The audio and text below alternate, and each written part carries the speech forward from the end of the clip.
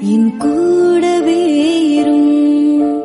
ஓ இயேசுவே, நீர் இல்லாமல் நான் வாழ முடியாது. என் பக்கத்திலே